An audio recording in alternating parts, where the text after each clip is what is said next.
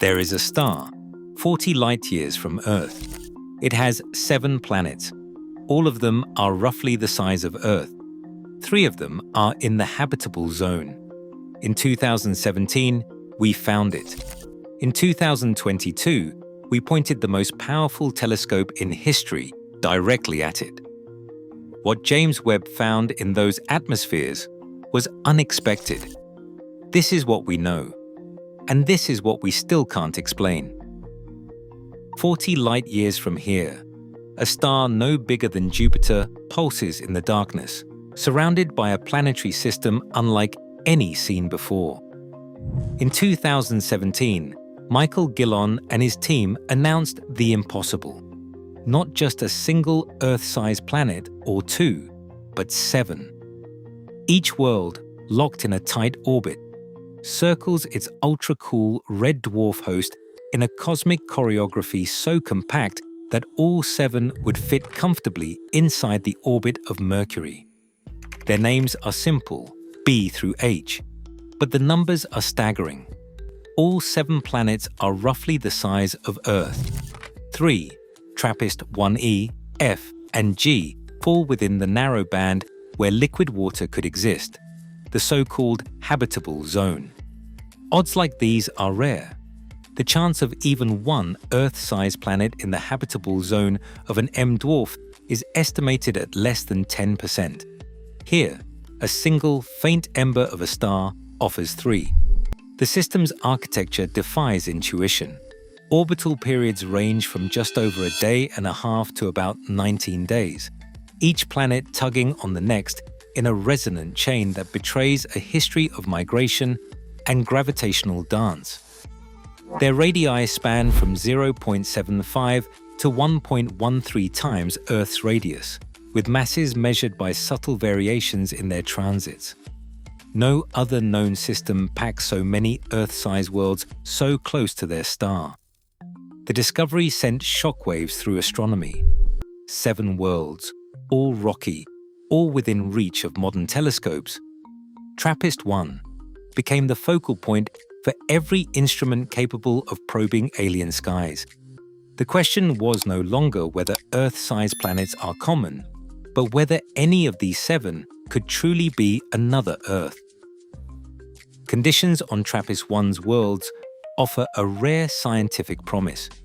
The 3 planets in the habitable zone, E, F, and G, aren't just the right size or the right distance from their star. They also orbit a sun that breaks the rules of cosmic timing. TRAPPIST-1 burns so slowly that its main sequence lifetime stretches to at least 10 trillion years. That's 1,000 times longer than the Sun. If life needs time to get started, this system gives it more than any other known candidate. But longevity isn't the only advantage. The planets are almost certainly tidally locked, with one hemisphere facing perpetual daylight and the other trapped in endless night. At first glance, this seems fatal. How could a world with such extremes support anything familiar? Yet the latest climate models, built on general circulation simulations, reveal a surprising twist. With even a modest atmosphere, heat flows from the day side to the night side, creating a temperate ring at the terminator, the twilight zone between light and darkness. Here, surface temperatures could remain above freezing, stable enough for liquid water, even as the 2 faces of the planet bake and freeze. Some models show that, with a 1-bar atmosphere of nitrogen and carbon dioxide, the day-night temperature gap shrinks to about 30 Kelvin. Even a thinner envelope, 10 millibars or less, could keep a narrow band habitable along the terminator, though the rest of the planet would be more hostile. This triad of Earth-like size, orbital placement, and a star that outlives galaxies sets the stage for habitability. But all of it depends on a final ingredient, the presence of an atmosphere. Without it, even the best-placed world is just bare rock. The promise of TRAPPIST-1 hangs on whether these planets have managed to hold on to their air. James Webb's first observations focused on the two innermost worlds, TRAPPIST-1b and TRAPPIST-1c, planets once thought to be prime candidates for thick Venus-like atmospheres. The data told a different story. Transmission spectra captured as each planet crossed its star revealed no sign of the broad molecular features expected from hydrogen-rich skies. Instead, the spectra were almost flat, even after accounting for the star's patchwork of dark spots and bright regions. Secondary eclipse measurements with the mid-infrared instrument showed the day side of TRAPPIST-1b glowing at about 500 Kelvin, hot enough to melt lead, far above any plausible equilibrium for a planet with a substantial atmosphere. For TRAPPIST-1c, the dayside temperature came in cooler, around 380 Kelvin, but the infrared brightness was still too high for a world wrapped in dense carbon dioxide. Models tested against the data excluded thick carbon dioxide blankets with high confidence. What remained was the stark implication. Both planets are likely bare rock, with at most a wisp of gas clinging to their surfaces. Nicole Lewis, who led some of the early James Webb Space Telescope programs, called these results a proof of concept, the first time astronomers could rule out thick atmospheres for Earth-sized exoplanets. But the evidence also raised a new concern. If the inner planets lost their air to the star's relentless radiation, could the more distant, potentially habitable worlds have suffered the same fate? James Webb's gaze turned to the habitable zone, TRAPPIST-1e, TRAPPIST-1f, and TRAPPIST-1g, where the promise of temperate, rocky worlds still flickers. Yet the spectra it returned are anything but clear. Instead of the crisp molecular fingerprints that would signal a thick, life-friendly sky, the data reveal only muted features, a faint water vapor signature at 1.4 microns, so subtle it could just as easily be the echo of a thin mist or the smudge of high-altitude haze. Two rival models now compete to explain what Webb has seen. One points to a nitrogen-rich atmosphere, laced with carbon dioxide and a trace of water, dense enough to support a stable climate. The other suggests a far thinner veil, dominated by carbon dioxide but cloaked in aerosols that mask deeper layers from view. Both scenarios fit the data, and neither can be ruled out. The instruments themselves add to the uncertainty, with stellar spots and detector noise muddying the signal. For now, the question stays open. Do these planets hold onto their air, or are we staring at bare, silent rock?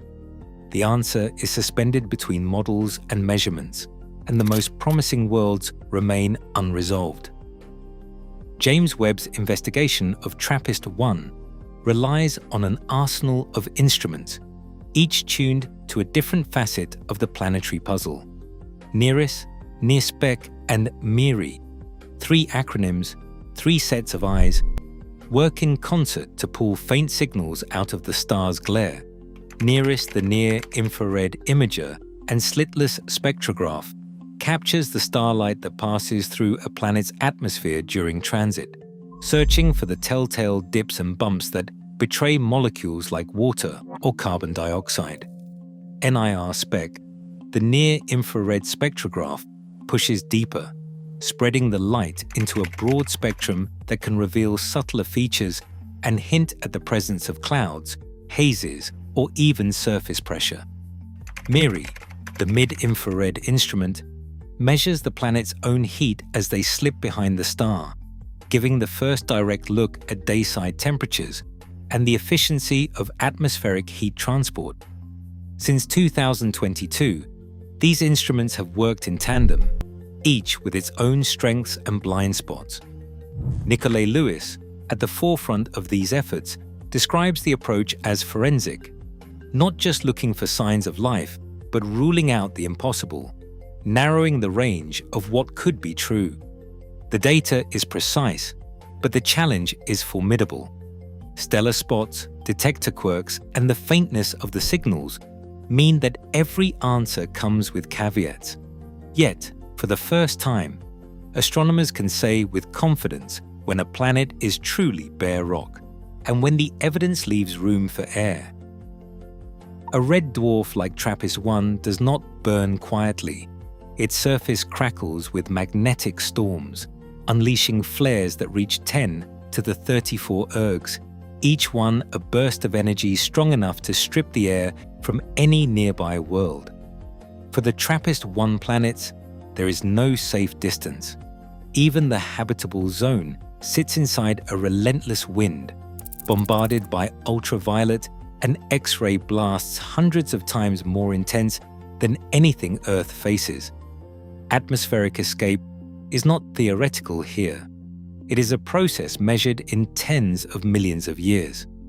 Simulations show that a planet without strong protection, without at least half of Earth's magnetic field, can lose a thick atmosphere in less than 100 million years. The stellar wind, thousands of times stronger than the Sun, tears at the upper layers of any exposed sky. What remains is determined by a single threshold. Did the planet generate enough magnetic field to hold its air? Or did the star's fury erase the possibility of habitability before it began? If even one of these worlds holds onto a complex atmosphere, the consequences reach far beyond a single system. Sarah Seeger, whose work shaped the search for alien life, points to a simple but profound test: the simultaneous presence of oxygen and methane in a planet's air. On Earth, this pairing is unstable without biology to renew it. Detecting both would be a signal, maybe the strongest remote sign of life we could hope for. Yet the challenge is steep. Webb's tools can glimpse broad features, but teasing out faint biosignatures will demand sharper eyes. Plans for the Habitable Worlds Observatory, a future 10-meter telescope, are already built around TRAPPIST-1's unanswered questions. The stakes are enormous. If an atmosphere survives here, the path to discovering life elsewhere narrows from dream to possibility. If not, the silence will shape the next generation of exploration. We haven't found life here, but for the first time, 7 Earth-sized worlds, 3 in the habitable zone, circle a single long-lived star. James Webb is watching.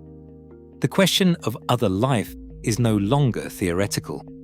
Somewhere in this data, an answer waits. Thanks for watching.